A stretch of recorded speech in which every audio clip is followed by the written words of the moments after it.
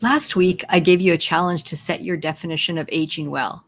I'm interested to hear how you define it, so you can drop me a comment into the chat or on the blog post I wrote about this issue, or message me on Facebook.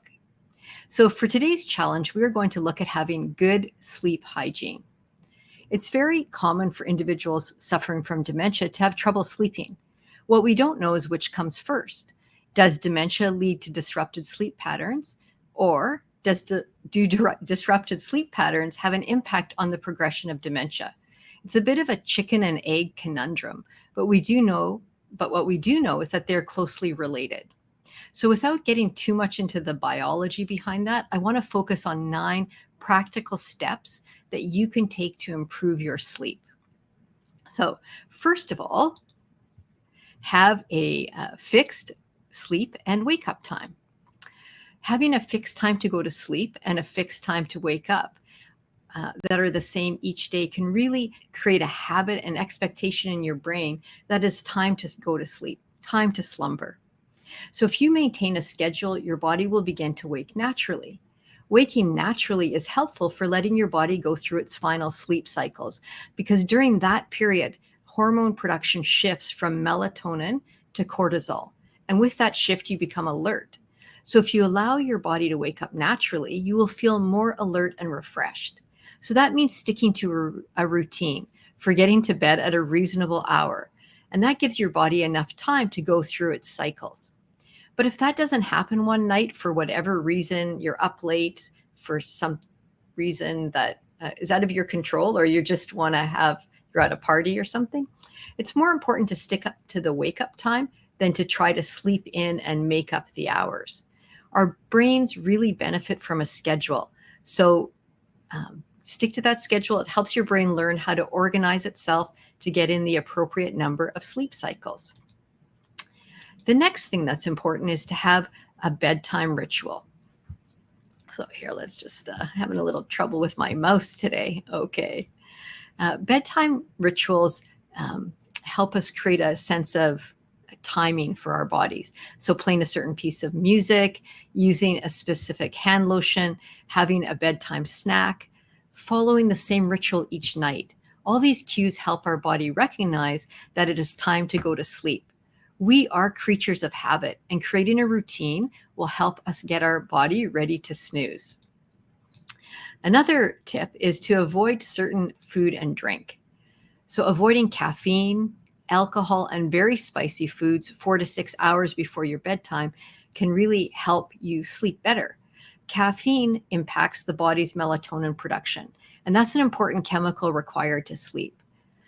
Research has also shown that people who have a large variety in their diet, so lots of fruits and vegetables, actually sleep better. So if you don't have variety in your diet, it's linked to sleeping poorly. So that's something also to look at. Another trick to sleeping well is passive body heating. Using passive body heating to signal to your brain that it is time to go to bed can be a really effective way of helping your brain get ready. So the way to do that is you raise your body temperature through either a warm bath or a warm shower, or you can use a hot water bottle on your lap or torso. Then once you've warmed yourself up, you remove that heat source. And once the heat source is removed, your body temperature will drop. The drop in temperature signals to your brain that it is time to go to sleep. So using subconscious signals like passive body heating is very effective, particularly when your brain is overwhelmed by stimuli or you're having a hard time processing information. You have a lot on your mind. And so using those subconscious signals can make a big difference in helping your brain know that it's time to go to sleep.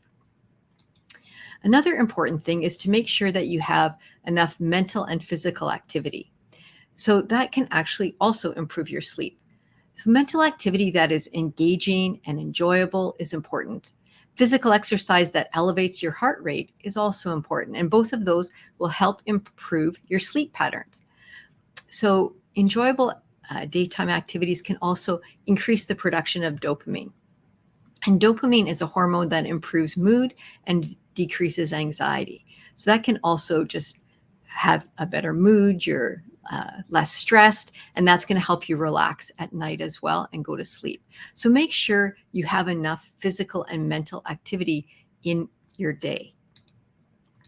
Another thing to look at is your sleep environment. And this is really important for helping you get a good night sleep is what is your bedroom environment like? So make sure it's well set up for bedtime. So it's not overcrowded. It feels peaceful. Also make sure the overnight temperature in your bedroom is a bit cool because your body temperature needs to drop for you to be able to sleep. You also want your room to be well ventilated.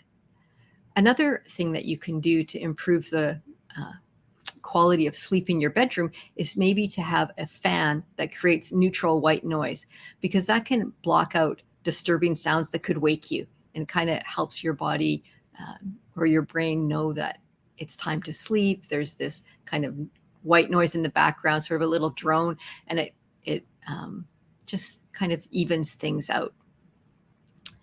Another important point, or our seventh tip, is to eliminate screen time.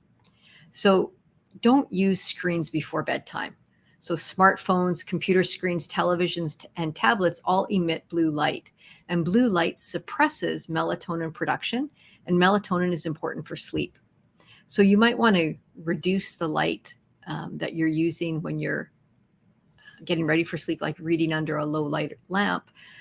If you wake up during the night, don't check your phone. That's going to give you a shock of blue light into your brain and kind of wake you right up.